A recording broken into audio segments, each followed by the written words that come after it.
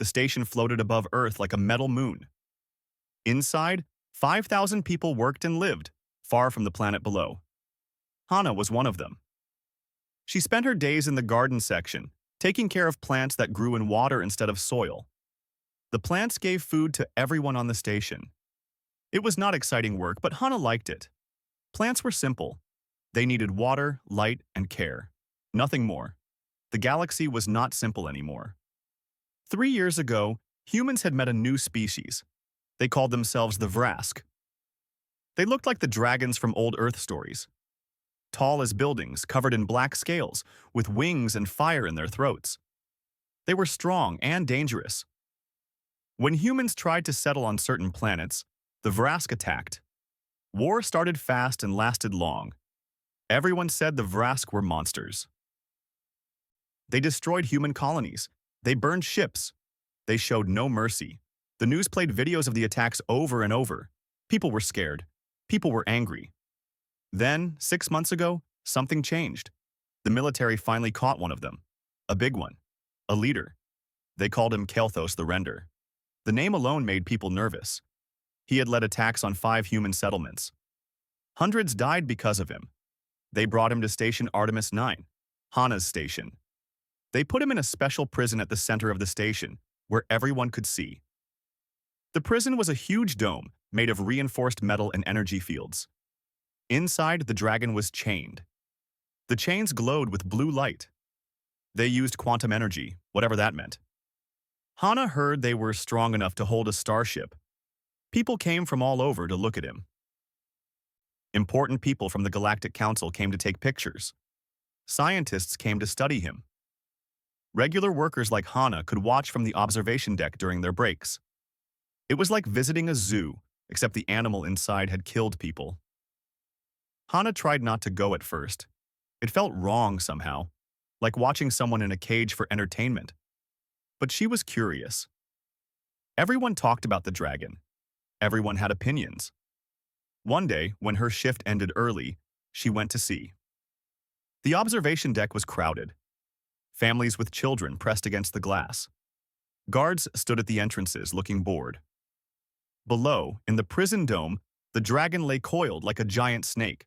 His scales were dull, not shiny like Hana expected.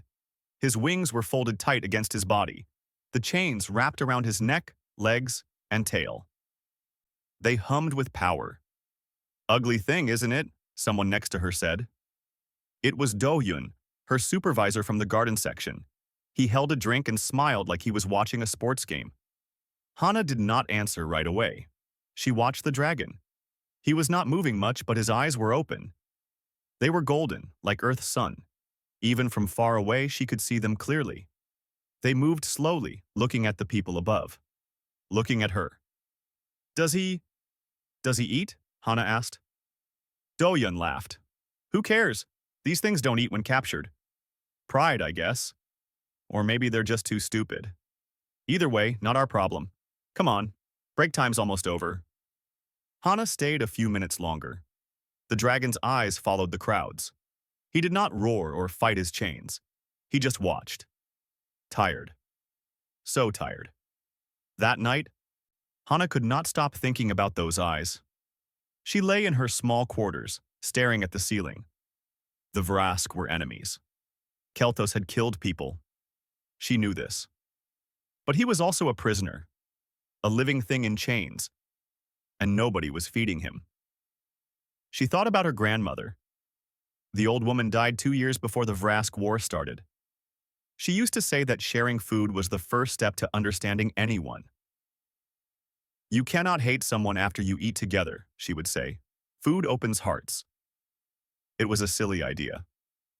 Hana knew that. The dragon probably would not even eat human food. And even if he did, what difference would it make? He was a war criminal, a killer. The council said he would stay in that prison forever, slowly losing strength until he died. That was justice, they said. But Hana kept thinking about those eyes. The next evening, Hana made soup. It was her grandmother's recipe. Simple vegetables, herbs, and a clear broth. Nothing fancy. She made extra and put it in a thermal container. Then she walked to the prison section. The guards at the entrance knew her by sight. Everyone on the station knew everyone after a while. Jiho and Taeyang were on duty. They were young, maybe a year older than Hana. They looked surprised when she approached. "Hey, Hana," Jiho said. "You lost. Gardens are the other way." "I want to give him food," Hana said. She held up the container. "The prisoner. I want to try feeding him." Both guards stared at her. Then Taeyang laughed. "Are you serious? That thing doesn't eat. We tried the first week. Gave him all kinds of stuff. Alien food, synthetic meat, everything. He just ignored it." "Can I try anyway?" Hana asked. Jiho shrugged. "Your funeral. Just don't cross the red line on the floor. And if alarms go off, we're sealing the doors. You'll be stuck inside until security comes. Understand?" Hana nodded. They opened the door for her. Inside, the dome was huge and cold. The air smelled like electricity and metal. Her footsteps echoed. In the center, the dragon lay still. The chains hummed louder here, filling the space with constant noise. Hana walked to the red line painted on the floor, 3 meters from the energy barrier. She was not supposed to go closer. Her heart beat fast. The dragon was so big. One of his claws was bigger than her whole body. She knelt down and opened the container. Steam rose from the soup. The smell filled the air. Vegetables and herbs. Home cooking. "I don't know if you can eat this," she said quietly.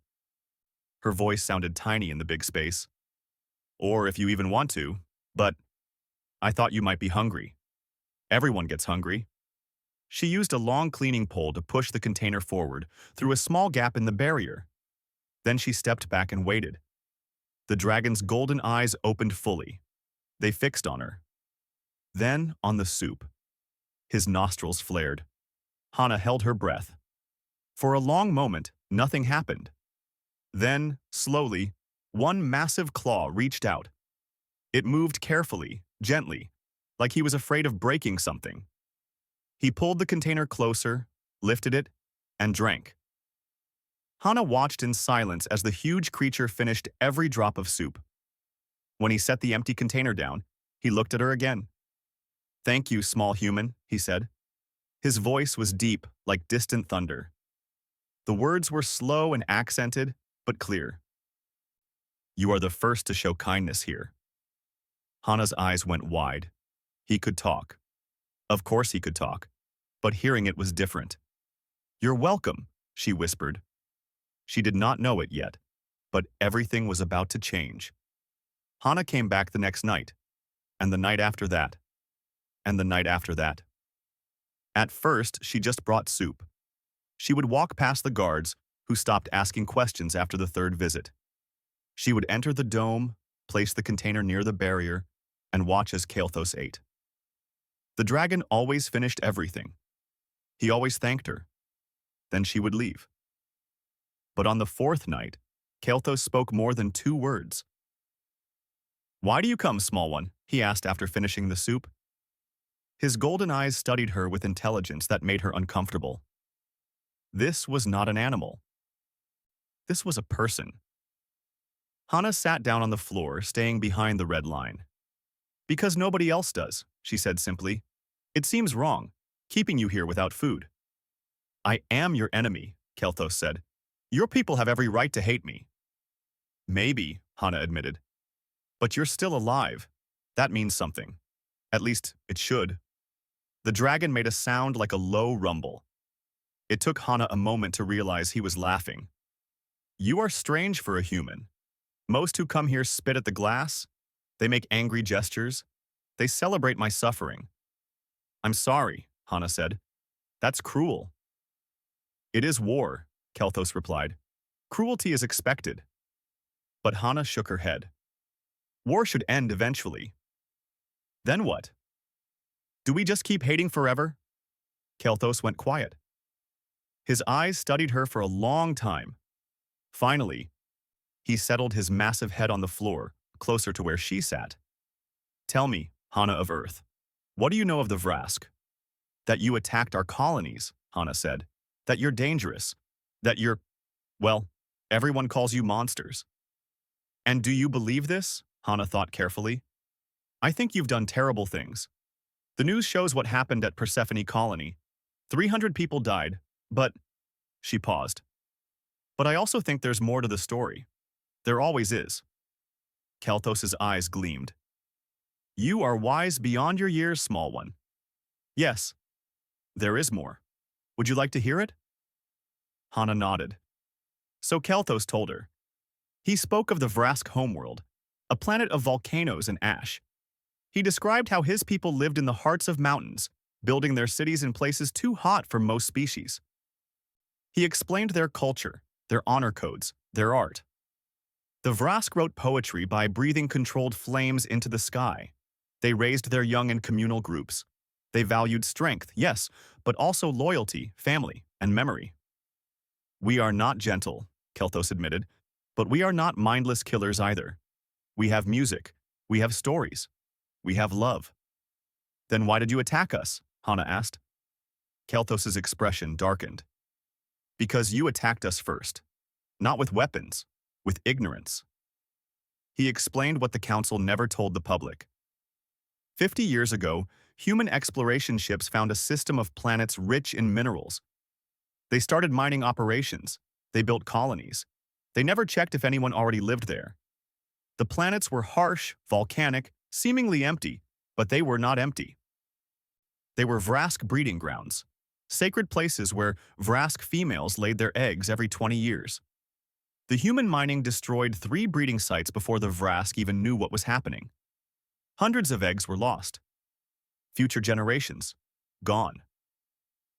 We tried to communicate, Kelthos said, his voice heavy. We sent diplomatic ships. But there was a misunderstanding. A human commander thought we were attacking. He fired first, our ships fired back, and just like that, war began. Hana felt sick. The council never said any of this. Winners write history, Kelthos said. Losers are forgotten, or made into monsters. They talked for hours that night. Kelthos told her about his family. He had a mate named Sarah and 3 younglings. He had not seen them in 2 years. He did not know if they were alive. The war scattered his people. Many fled to hidden worlds. Many died fighting. Hana told him about Earth, about her grandmother who raised her after her parents died in a transport accident, about her quiet life tending gardens, about how she never imagined being part of something bigger. You are part of something bigger now, Kelthos said gently. You are the bridge between our peoples, even if you do not realize it yet. Over the following weeks, Hana learned more. She learned that the quantum chains were not just holding Kelthos. They were killing him. Slowly, the chains drained energy from his body to power themselves. It was a feedback loop.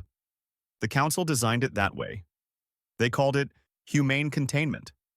No execution, just a slow fade into nothing. How long do you have? Hana asked one night. Kelthos considered. 3 months, perhaps 4. I grow weaker each day. Soon I will sleep more than I wake. Then I will not wake at all. Hana felt anger burn in her chest. That's murder. They're murdering you. They are punishing their enemy, Kelthos said. In war, this is acceptable. But the war is over, Hana protested. You're captured. You're no threat. It's just revenge. Kelthos tilted his head. You sound upset, small one. I am upset. Hana stood up, pacing. This is wrong, all of it. The lies about first contact, keeping you here like a trophy, letting you die slowly while people watch. We're supposed to be better than this. The dragon watched her with something like affection. Your species is young, Hana. You are still learning. Some learn faster than others. He meant her specifically. But yes, I agree, this is wrong. However, there is nothing to be done. I am chained. You are small. The council is powerful. Some things cannot be changed. Hana stopped pacing. She looked at the massive chains around Kelthos's body. They glowed with blue energy, humming constantly. Unbreakable. Or were they? What if they could be changed? She asked quietly. Kelthos's eyes sharpened. What are you thinking, small one? I'm thinking that chains need power. And power comes from somewhere. And if someone knew how the power worked? She trailed off, her mind racing. Hana, Kelthos said carefully, do not do something foolish. Your kindness has meant everything to me. These last weeks, eating your soup and talking with you, have given me peace. Do not throw your life away on a doomed plan. But Hana was not listening anymore. She was thinking about the station's systems, about her access codes for maintenance, about the power grid, about possibilities. I need to go, she said suddenly. I'll be back tomorrow. Hana, wait. But she was already leaving, her mind full of dangerous ideas. Kelthos watched her go. For the first time in months, he felt something other than resignation. He felt hope. It terrified him. Hope was dangerous. Hope made you believe in impossible things. Like a small human girl deciding to free a dragon. Outside the dome, Hana walked quickly back to her quarters. Her hands shook. What was she thinking? She was nobody, just a gardener. She had no training in security or engineering. She could not possibly break quantum chains used to hold a being powerful enough to destroy starships, but she had to try. Because if she did not, a person would die. Not a monster. A person. Someone who wrote poetry in flames. Someone who missed his family. Someone who had shown her kindness deserved more than a slow death in chains. Hana sat at her small desk and opened her computer. She started researching. Power systems, quantum restraints, emergency protocols. She had 3 months. Maybe 4. She would need every second. 2 weeks passed. Hana learned more than she ever wanted to know about station security systems. She was not a hacker. She did not know computer code or advanced technology, but she understood systems. Gardens were systems. Water, nutrients, light, temperature, everything connected. If one part failed, the whole system noticed. Station security worked the same way. Everything connected to everything else. The quantum chains around Kelthos needed constant power. That power came from the station's main reactor, but the power had to be precise. Too much would burn out the chains. Too little would let them shut down. So there was a calibration system. Computers constantly adjusted the power flow, making tiny changes every second.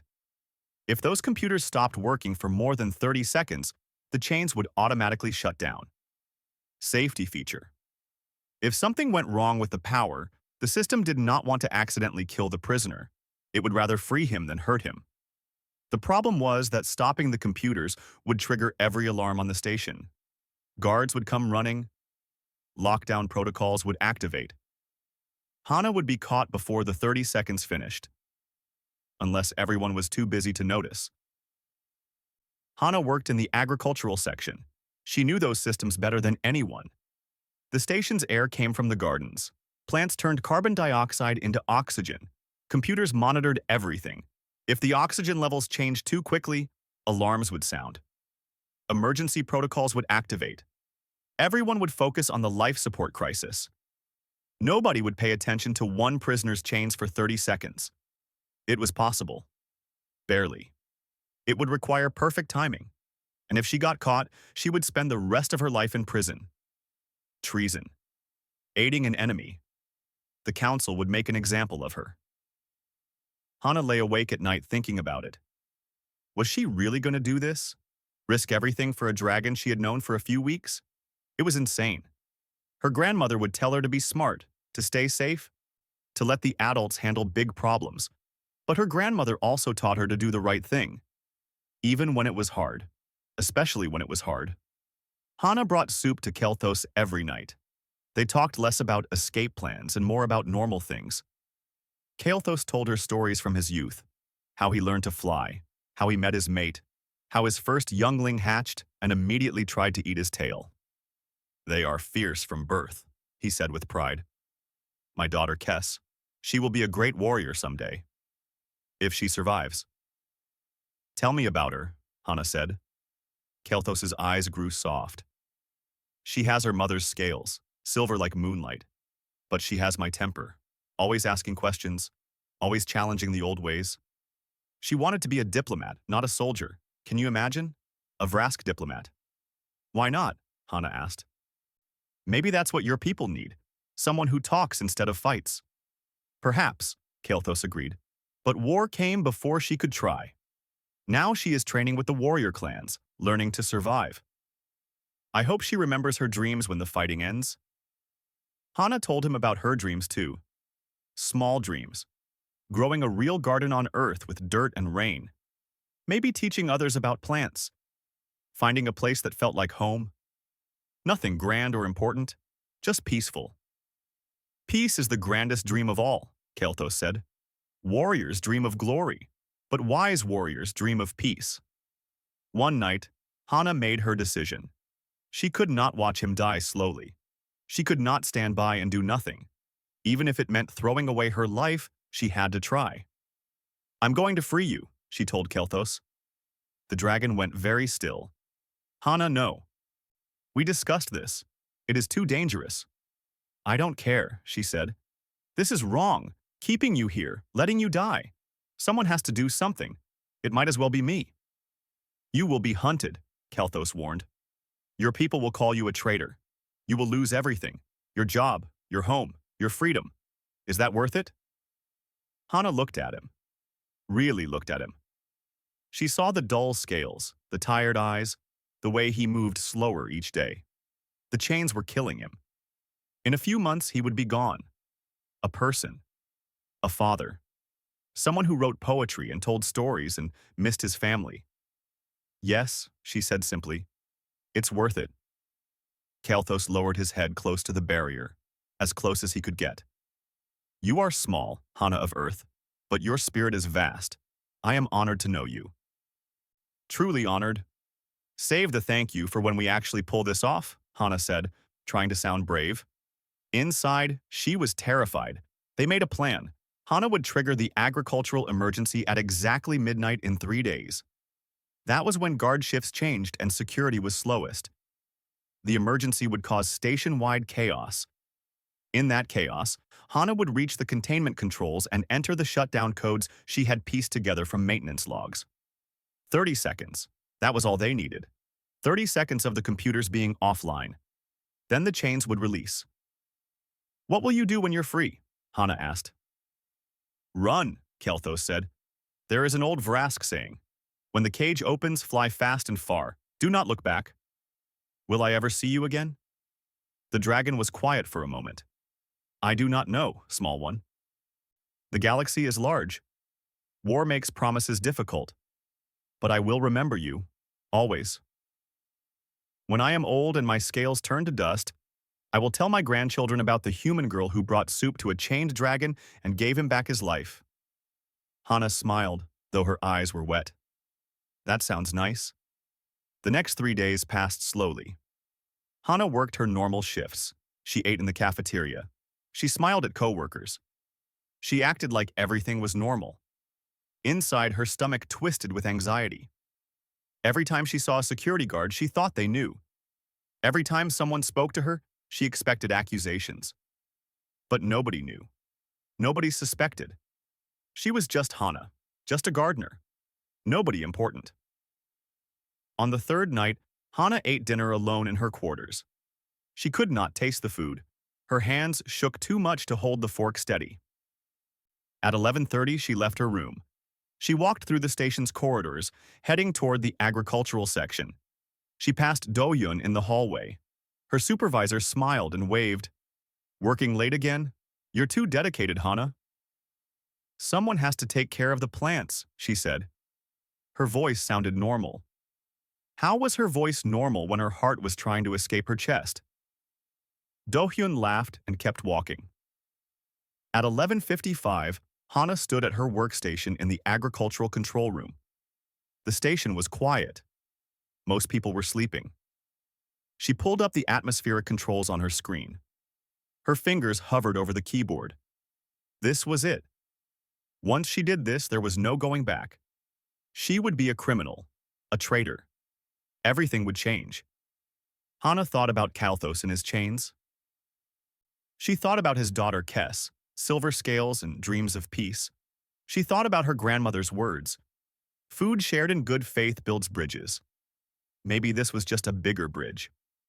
At exactly midnight, Hana entered the commands. The agricultural systems went haywire. Oxygen levels dropped. Carbon dioxide spiked. Alarms screamed throughout the station. Emergency lights flashed. People started shouting. Hana ran. She sprinted through corridors while everyone else rushed to emergency stations. She reached the containment control room. The guards were gone. Everyone was dealing with the life support crisis. She accessed the computer. Her fingers flew over the keys. She entered the codes. The screen asked her to confirm. This was it. Last chance to stop. Hana pressed enter. The quantum chains around Kelthos flickered. Then went dark. In his prison, the dragon opened his eyes. For the first time in 6 months, he was free. The chains fell away. They hit the floor with a sound like breaking glass. For a moment, Kelthos did not move. He stared at his legs, his wings, his tail, all free. No blue glow, no constant hum. Just silence. Then he stood. 6 months of captivity had weakened him. His muscles protested. His wings felt stiff. But he was strong. Vrask were always strong. He spread his wings fully for the first time since his capture.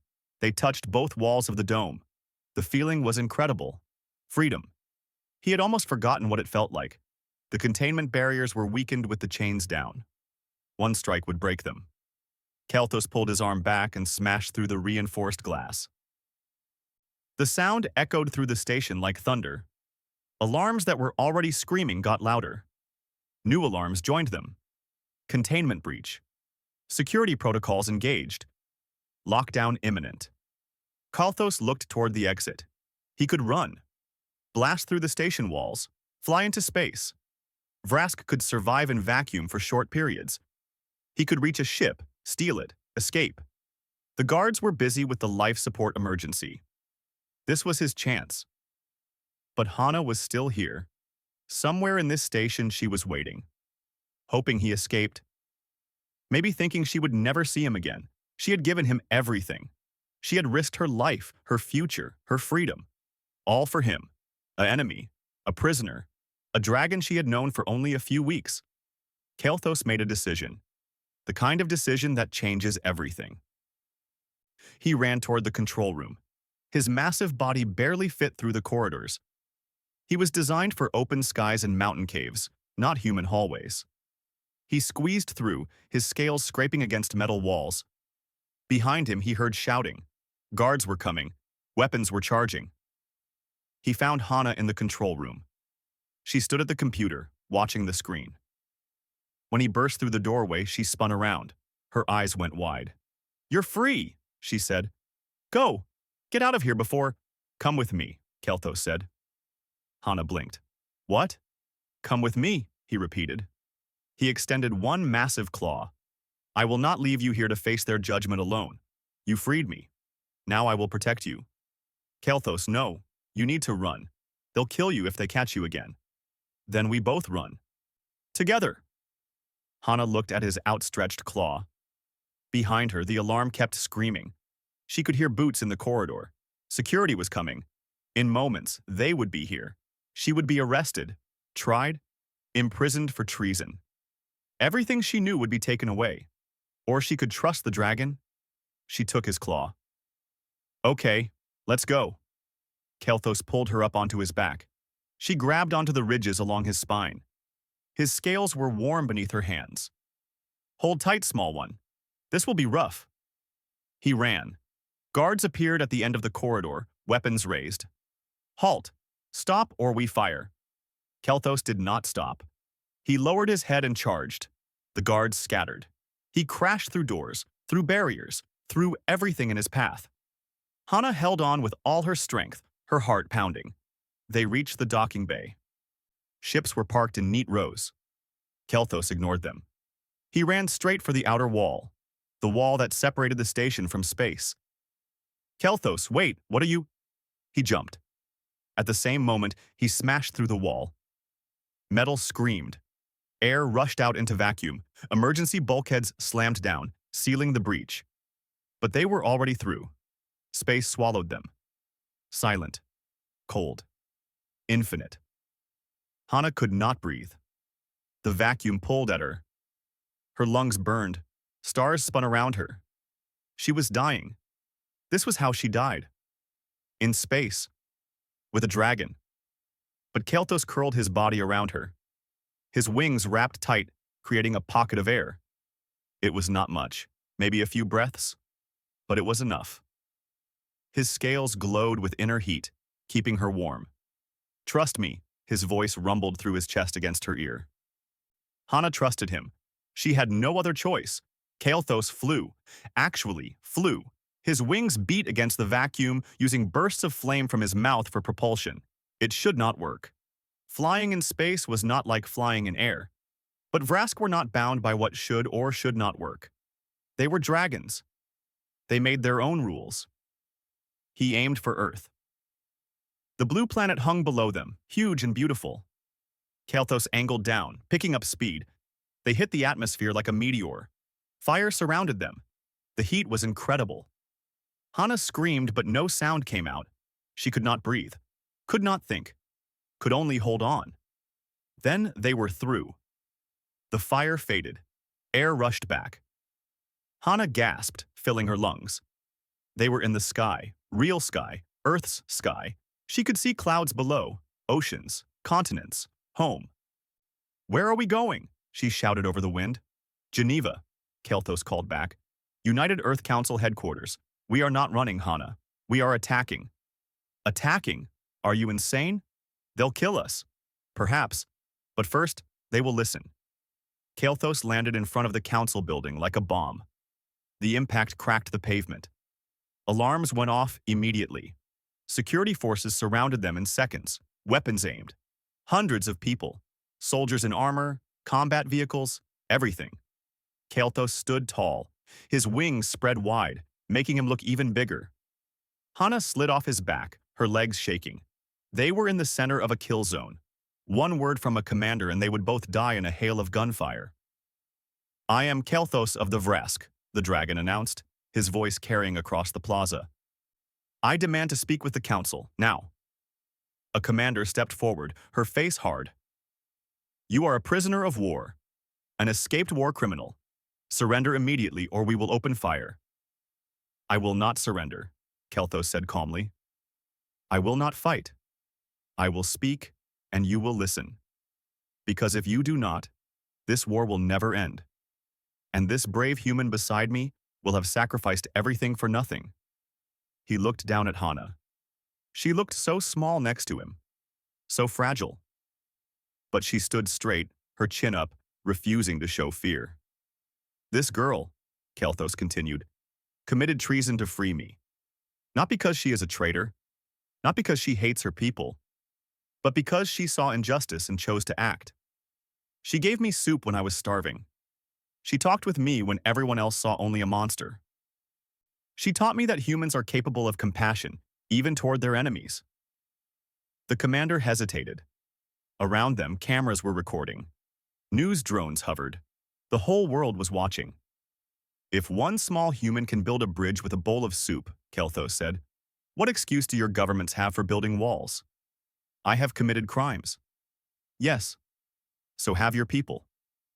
We can trade blame for centuries. Or we can talk. Really talk. And maybe, just maybe, find peace." Silence fell over the plaza. The commander looked uncertain. She pressed her hand to her ear, listening to someone over her communication device. Hana held her breath. Finally, the commander lowered her weapon. "The council will see you. But if you make one wrong move, dragon, we will end you." "Understood," Kelthos said. He looked at Hana. "Are you ready, small one?" Hana's voice was small but steady. "I'm ready." Together, a dragon and a gardener walked into the council building. Outside, the world watched and wondered. Could peace really start with soup? Maybe, just maybe. The council chamber was designed for humans, not dragons. Kelthos had to fold his wings tight and lower his head to fit through the doors. Inside, 12 council members sat at a curved table. They wore expensive suits and serious expressions. Security guards lined the walls. weapons ready. Hana walked beside Kelthos, feeling tiny. These were the most powerful humans in the galaxy. People who made decisions that affected billions. And she was just a gardener, a girl who grew vegetables and water. What was she doing here? The council leader, a woman named Unji, spoke first. Kelthos the Render, you stand accused of war crimes, escape from legal custody, and kidnapping a human citizen. She looked at Hana. Are you here against your will? No, Hana said clearly. I came willingly. I freed him. This was my choice. Murmurs ran through the chamber.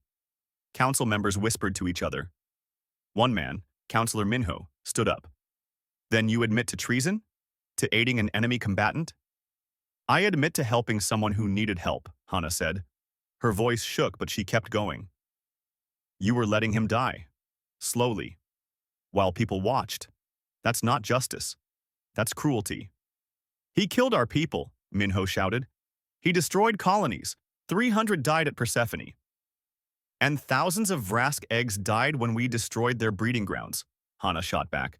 But the council never told anyone about that, did they? Silence. Heavy and uncomfortable.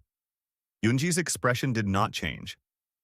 Those breeding grounds were not marked, not registered. How were we to know? You could have asked, Kelthos said. His deep voice filled the chamber. You could have communicated. Instead, your ships fired when our diplomatic vessels approached. First blood was human blood, but first destruction was human destruction. That's not what our records say, another council member protested. Your records lie, Kelthos said simply. As do ours, I am certain. Both sides rewrote history to justify war. This is what governments do, but I am not here to argue about the past. I am here to discuss the future. Yunji leaned forward. What future? You are a prisoner. She is a criminal. You have no authority to negotiate anything. Then who does? Kelthos asked. Your military leaders? They want continued war. Weapons manufacturers profit from conflict. Politicians gain power from fear. Who in your government actually wants peace?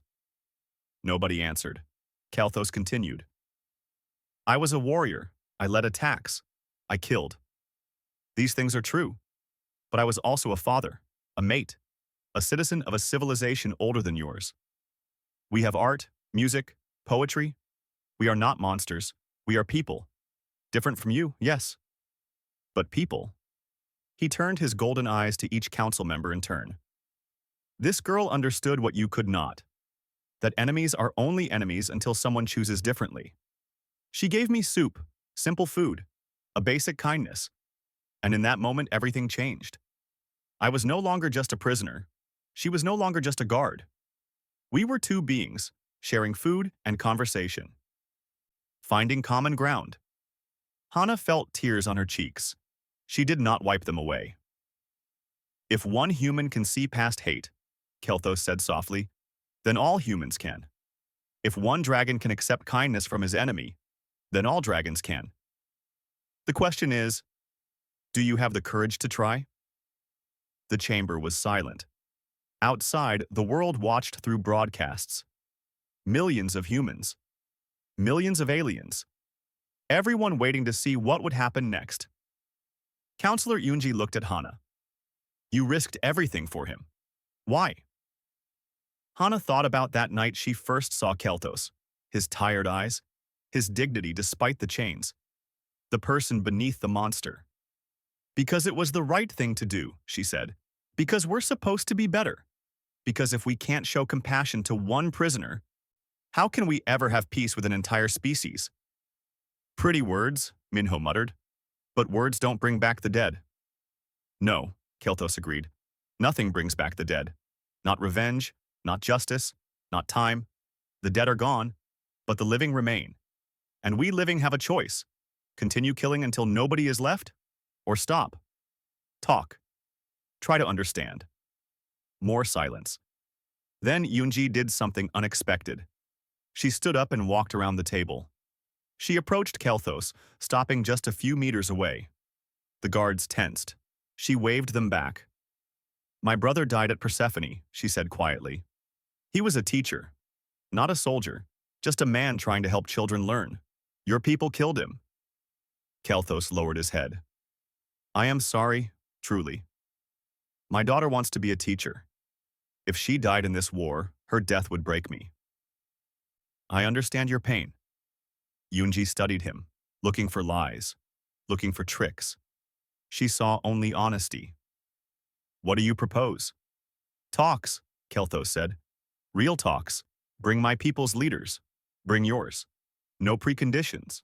No demands. Just conversation. Let us lay our grievances on the table. Let us find common ground. And maybe, slowly, build trust. And if trust cannot be built, Yunji asked, then at least we tried. But I believe it can. Because if this girl could see past propaganda and hate to bring me soup, then anything is possible. Yunji looked at Hana, the young gardener with tears on her face and hope in her eyes. Then she looked at the dragon, massive and powerful, but choosing words over violence. I will propose it to the full council, Yunji said. No promises, but I will try. That was all they needed, a try. The news exploded across the galaxy. Video of Kelthos speaking to the council played everywhere. People debated. Some called Hana a hero, others called her a traitor. But everyone was talking, and in that conversation something shifted. 3 weeks later, Vrask diplomats arrived at a neutral station. Human negotiators met them. The talks were difficult. There was anger, accusations, walking out, coming back, more talking. But they kept trying. Hana did not attend the negotiations. She was too young, too inexperienced. But she became something else. A symbol. The girl who brought soup to a dragon. News stations interviewed her. Children wrote her letters. Adults asked her to speak at events. She always said the same thing. I'm nobody special. I just did what felt right. Anyone could do the same. Anyone can choose kindness over hate. It just takes courage. Kelthos stayed on Earth during the negotiations, a guest of the council. They could not exactly imprison him again after making him a diplomat. He lived in a specially built facility and spent his days in meetings. But every week, Hana visited. They would sit together in his quarters and talk. Sometimes about politics, sometimes about nothing. Often, she brought soup. You started a revolution with that soup, you know, Kelthos said one evening. Hana laughed. It was just vegetables and broth. It was everything, the dragon said. It was the first time in 6 months someone saw me as a person. The first time I had hope. From small seeds, great trees grow. 2 years passed. The Treaty of Artemis was signed. Named after the station where everything began. Where a girl brought soup to a chained dragon. Vrask and humans agreed to peace. Reparations for both sides. Shared territories. Cultural exchange programs.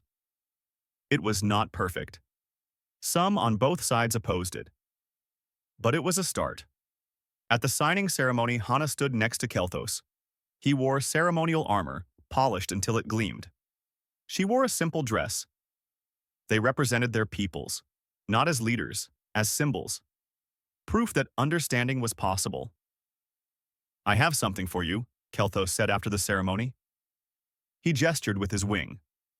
Behind him, 3 Vrask approached, a female with silver scales. 2 younglings, one with silver scales, one with black.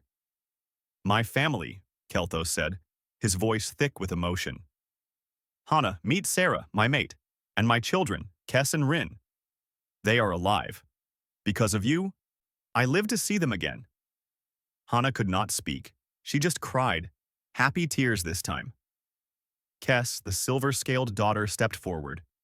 She was young, maybe equivalent to a human teenager. You saved my father. You gave me back my family. I want to be like you. A bridge between peoples. A diplomat. A peacemaker. You already are, Hana said. Just by being here. Just by being willing to try. Years later, when historians wrote about the war and the peace that followed, they always started the same way. It began with a bowl of soup. That sentence became famous. Children learned it in school. It reminded people that big changes often start with small acts, that kindness matters, that one person can make a difference. Hannah went back to gardening eventually. She did not want fame or glory. She wanted dirt under her fingernails and plants growing toward the sun. But she also became an advisor on interspecies relations. When problems arose between humans and Vrask, both sides asked for her input, not because she was smart or powerful, but because she understood something important. Everyone deserves soup. Everyone deserves kindness. Everyone deserves to be seen as a person, not just an enemy. On the 10th anniversary of the treaty, a statue was unveiled at Station Artemis 9. It showed a young woman holding a bowl, standing before a massive dragon. The inscription read, "She brought soup to a chained dragon. By morning, the chains were gone. May we all have such courage to choose compassion over hate, understanding over fear, and peace over war." Hannah stood before the statue, older now, but still the same person inside. Kelthos stood beside her, scales gray with age but eyes still bright. "We did something impossible," he said quietly. "We did something simple," Hannah corrected. "We just treated each other like people. Everything else followed from that." Kelthos rumbled his agreement. "Your grandmother was wise. Food shared in good faith builds bridges." "The best bridges," Hannah said, smiling. They stood together in silence, watching as families walked by. Human children playing with Vrask younglings, species that had been enemies, now friends. All because one girl decided that compassion mattered more than chains. The galaxy remembered, and tried to do better. Not always successfully, but always trying. That was enough. That had to be enough. Sometimes the most powerful weapon is not a gun or a bomb or a starship. Sometimes it is just a bowl of soup offered to someone who is hungry, and the courage to see a person where others see only a monster. That is how wars end. That is how peace begins. One small act of kindness at a time.